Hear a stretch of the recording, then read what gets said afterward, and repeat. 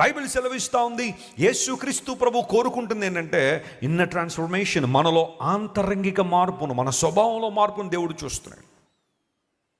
దావీదు పాపం చేసిన తర్వాత దేవుని దగ్గరికి వచ్చి పశ్చాత్తాపం పొందుతూ ఆ పెనిటెన్షియల్ సామ్లో అతను మెన్షన్ చేసిన మాట ఏంటో తెలుసా? ప్రభువా, నేను చేసిన పాపానికి ప్రాయశ్చిత్తంగా ఏ బలి ఇవ్వడానికైనా నేను సిద్ధమే.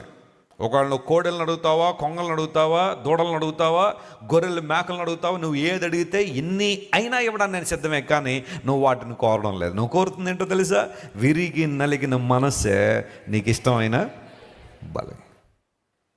నా అంతరంగంలో మార్పు నువ్వు కోరుతున్నావు, కానీ నేను ఏ బలులు అర్పిస్తే నీకు సంతృప్తినివ్వగలను? నీ పాప జీవితాన్ని నీవిచ్చే కానుకలతో ఎప్పుడూ కప్పివేయలేవు. లిజన్.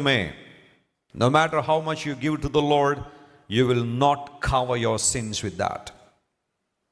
నువ్వు చేసే చారిటీలు, నువ్వు చేసే ధార్మిక కార్యక్రమాలు, నీ మంచితనం, నేను అందరినీ చూసి చక్కగా చిరునవ్వు నవ్వుతానండి. నువ్వు నవ్వుతావు మంచిదే, కానీ హృదయం అంతా పాడైపోయింది. దానికి ఏం చెప్తావు చెప్పు? నువ్వు అందరినీ చూసి చిరునవ్వు నవ్వని చెప్పి దేవుడు నిన్ను పరలోకాన్ని తీసుకోడు.